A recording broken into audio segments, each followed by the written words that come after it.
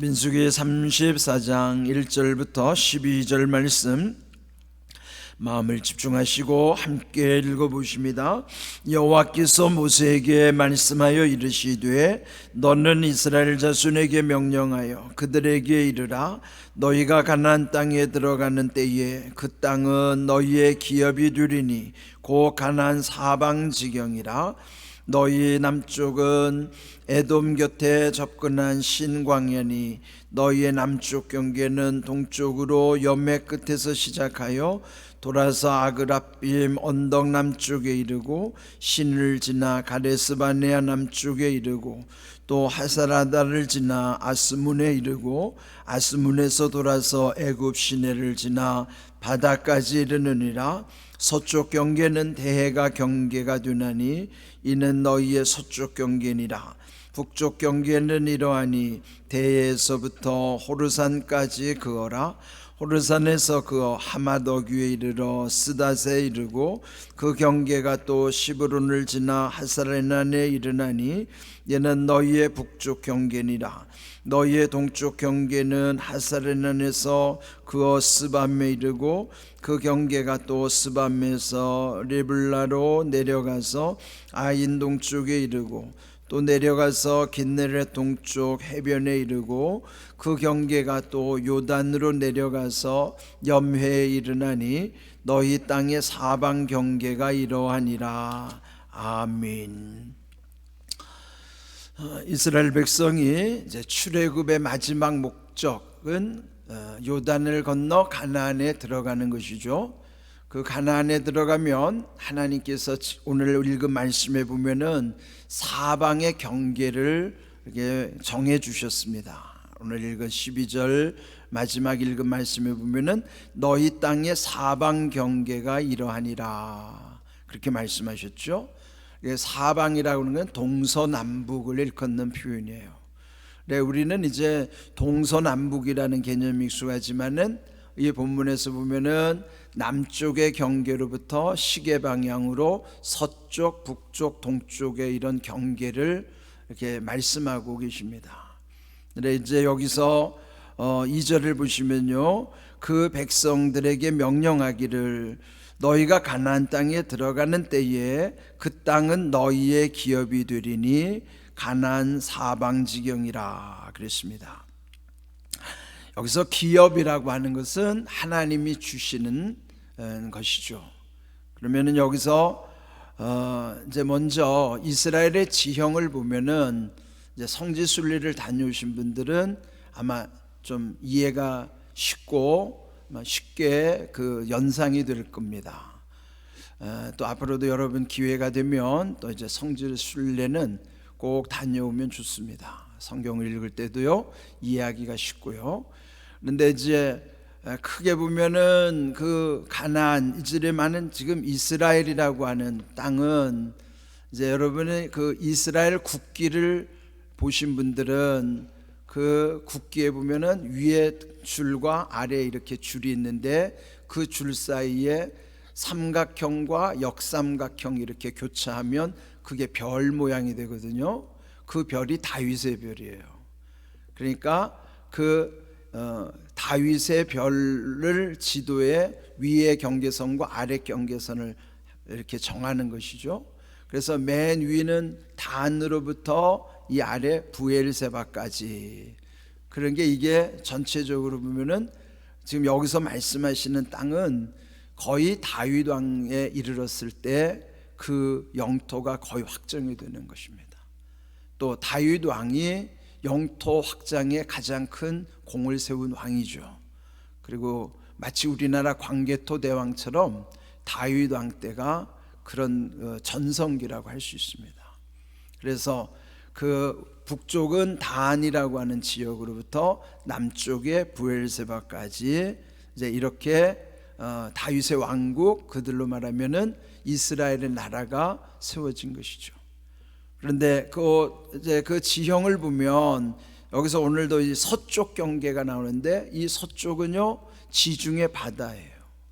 그러면 지중해 바다 쪽으로 이 내륙에 이르면은 저 북쪽에는 갈릴리 호수가 있고 이 아래 남쪽에는 사해가 있어요. 사해 바다라고 그러죠. 사해가 있고 그 갈릴리로부터 이 사해를 연결하고 흐르는 강이 그게 요단강이에요.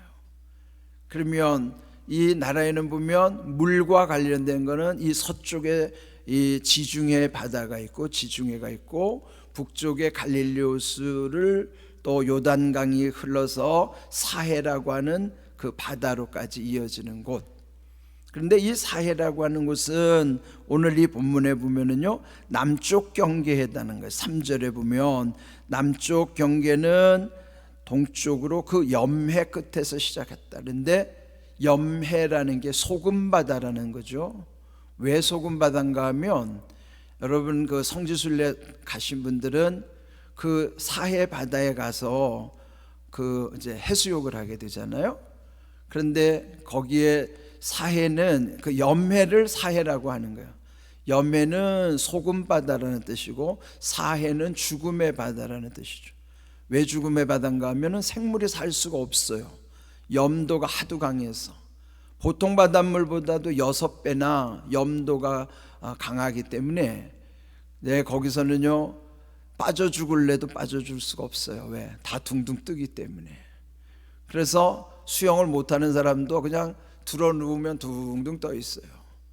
그래 이따금 그 광경을 보면 들어 누워서 이렇게 신문 보는 사진도 보셨을 거예요. 그래 그만큼 이 사해는요 이 사람이 뜰 정도로 염도가 강하고 그래서 거기는 생물이 살 수가 없습니다. 그렇지만은 그게 죽음의 바다라고 사해라고 하지만은요 왜냐하면 거기가 막혀서 더 이상 물이 흘러갈 곳이 없어요. 그리고 또 이 사해는 이쪽 서쪽에 있는 지중해 바다보다도 해수면이 약 400m나 낮아요. 보통 이 땅의 모든 이 땅의 그것은 해수면 위에 있거든요. 그래서 해발 몇 미터 이렇게 하는 건 바다의 그 거기로부터 몇 미터 이렇게 하는 게 해발 몇 미터인데 여기 이 사해는요 바다보다도 약 400m나 낮은 곳에 그래서 세계에서 제일 낮은 지대에 있는 것이 이 사해입니다. 그러니까 여기 이 사해가 더 이상 막혀서 내려갈 물이 없어서 죽음의 바다라. 갈릴리는 거기는 생물이 많이 살죠. 왜? 흘려보내니까. 그런데 막힌 곳은 결국 죽을 수밖에 없다. 그거를 해석해서 그래서 우리도 이렇게 베풀어야만 생명이 약동하지만 그냥 가두어 놓고만 있으면 결국 죽을 수밖에 없다. 뭐 그것도 하나의 해석일 수는 있습니다. 그런데요 그 사해 바다는 사실은 그 바다의 또 경계로 해서 이쪽은 이스라엘 관할이고 반대쪽은 요르단 관할이에요. 지금으로 말하면 요르단이라고 하는 나라 그 관할로 그 바다마저도 경계가 반으로 나뉘어져 있어요. 그런데 그 바다가 얼마나 큰가 하면은 그 길이가 거의 한 80km 정도. 80km면 어마어마하잖아요. 그 폭이 동서로 이 폭이 한 14, 15km 정도 될 만큼 엄청나게 큰 바다입니다. 그래서 요즘은 거기에 아주 묻혀져 있는 희귀한 광물들이 많아서 또 거기에 여러분이 다녀오면 거기에서 파는 건강식품들이 굉장히 많죠. 그 사해 팩이라 그 뻘에서 나오는 그 팩이 피부에 아주 굉장히 좋다 그러잖아요. 그래서 지금은 거기가 자원의 보고가 됐습니다. 죽음의 바다가 아니라 요즘은 아주 보물이 됐어요. 그러나 어쨌든 이제 왜 그게 사해가 됐는가 하면 이제 그 옆에 소돔과 고모라가 있어요. 그러니까 소돔과 고모라가 멸망당할 때 거기가 움푹 파여가지고 그런 지형이 만들어졌다. 그리고 더 이상 갇혀서 물이 나가지 못하기 때문에 그 물이 증발되면 거기에 이제 염분만 남게 돼서 그렇게 됐다. 이제 그런 내용이에요. 여러분이 이제 기회가 되면 이제 다녀오시면 아주 생생하게 또 그런 현장을 더 체험하면 더 실감이 날 것입니다. 그러나 지금 어쨌든 이 남쪽의 경계가 사해 밑으로 해서 염해가 사해라는 말씀을 드렸어요. 그 다음에 이제 6절을 보시면 아까 말씀드린 대로 서쪽 경계는 대해라는 큰 바다라는 뜻이에요. 그게 오늘날 지중해입니다. 그러니까 이 지중해 대해가 서쪽의 끝이고, 또 북쪽 경계는 말씀드린 것처럼 단으로 이어지는 것이고, 또 이제 10절 보면요, 이쪽 동쪽 경계는 이제 사실은 요단강을 건너면서 가나안 땅에 속했지만은 우리 앞에서도 본 것처럼 거기에 갓지파 또를 비롯한 세 지파는 요단 동편에서 이제 거기 점령하게도 되는 것이죠. 요단 서편은 가나안이고, 요단 동편은 모압의 땅이긴 하지만 거기에도 이제 갓과 르벤과 므낫세 반지파가 거기를 이제 점령하게 되는 것이죠. 여기 본문에 나오진 않은데 그렇게까지 이제 경계를 정하게 된 것이다 하는 것입니다. 그리고 이제 11절 보면은 그 경계가 또 스밤에서 라블라로 내려가서 아인 동쪽에 이르고, 또 내려가서 긴네렛 동쪽 해변에 이르고, 여기 긴네렛이라는 곳이 갈릴리예요. 왜 긴네렛이라고 그러는가 하면 긴네렛의 뜻이 하프라는 뜻이거든요. 악기 하프 모양으로 만들어진 호수라고 그래서 긴네렛이라고 그러는데, 성경에는요 게네사렛이라고도 표현되고 또 일반적으로는 갈릴리라고 표현되어 있어요. 그래, 갈릴리라는 거는 그 호수를 주변으로 그 지명들이 다 갈릴리인데, 그 갈릴리라고 하는 지명 속에 있는 호수이기 때문에 갈릴리 호수가 더 익숙한 거예요. 그런데 그 호수도 굉장히 길죠. 거의 길이가 20km가 넘고 폭이 10km가 넘을 정도로 엄청난 호수예요. 그래서 갈릴리는 호수고 사해는 바다고, 그런 지형으로 이루어져 있는 것이죠. 그러나 이제 여러분이 상상해 보면은 대충 그 지형이 연상이 될 것입니다.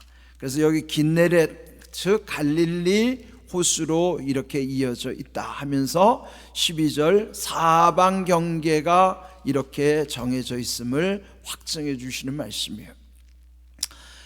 시편 16편 6절에서 그건 다윗의 시인데요, 다윗이 고백하기를 내게 줄로 재어준 구역은 아름다운 곳에 있으며 나의 기업이 실로 아름답도다. 하나님께 고백하는 내용이 나와요. 그러니까 오늘 여기 보면은 그 민족이 그 땅에 들어갔을 때 그 모든 12지파들이 해당하는 전체 국가의 경계이긴 하지만 또 나중에 그 안에서 세세한 것을 또 나누어 갔죠. 그러나 큰 틀에서는 오늘 이 사방 동서남북의 경계를 정해 주신 것처럼 우리의 삶 속에서도 각각의 유형이라는 건 눈에 보이는 것이고, 무형은 눈에 보이지 않는 거예요. 영적인 경계는 눈에 보이지 않아요. 그건 무형의 경계예요. 그러나 여러분의 무슨 사업이라든지 경제적인 것, 어떤 관계하는 것, 이런 눈에 보이는 거는 유형의 관계들이죠. 어쨌든 우리에게는 유형이나 무형이나 보이지 않는 것이나 하나님이 주시는 경계가 있어요. 그 구역이 있다는 거예요. 그 구역이 다윗의 표현으로 보면 내게 줄로 재어준 구역이라는 거예요. 근데 뭐예요? 지금 하나님이 여기 마치 줄로 재어준 구역처럼 동서남북에 대한 경계를 딱 정해주신 것처럼 우리에게도 가정도 내게 주신 줄로 재어준 경계죠. 교회도 마찬가지예요. 여러분의 사업도 마찬가지예요. 관계도 마찬가지예요. 더 중요한 건 보이지 않는 하나님 나라에 대한 소망과 우리 믿음의 세계는요, 엄청난 무형의 이 지경을 우리에게 주신 거예요. 그러면 그 모든 것 가운데 잊지 말아야 될 것은 하나님이 우리 각자에게 줄로 재어준 구역이 있구나. 그는 얼마인지 아무도 몰라요. 특별히 무형의 경계는 아무도 몰라요. 믿음은 우리가 누가 측정할 수 있겠어요? 그것처럼 우리에게 주시는 이 유무형의 경계 속에는 하나님이 줄로 재어진 그 구역임을 믿고, 다윗이 고백한 거면 나의 기업, 그 유무형의 하나님이 주시는 나의 기업이 실로 아름답도다라고 고백할 수 있어야 돼요. 은혜 받은 사람의 고백입니다. 실로 아름답도다. 아름답다는 표현은 성경의 언어는요, 은혜라는 표현이에요. 그럼 뭐예요? 내게 주신 모든 경계, 이런 구역, 이런 기업, 이것이 하나님의 은혜임을 고백하는 내용. 은혜를 알면요, 항상 감사하게 되어 있는 거예요. 감사하면 기쁨이죠. 그러면 더 귀한 믿음으로 더 선순환하는 거예요. 더 좋아져 가는 거예요. 오늘 말씀 시편 16편 6절을 마음에 새기십시오. 내게 줄로 재어준 구역은 아름다운 곳에 있으며 나의 기업이 실로 아름답도다. 시편 16편 6절 집에서 찾았어요. 반드시 여러분 마음에 새겨지고 그 말씀이 마음의 묵상 가운데 여러분의 삶이 되기를 주님의 이름으로 축복합니다. 아멘.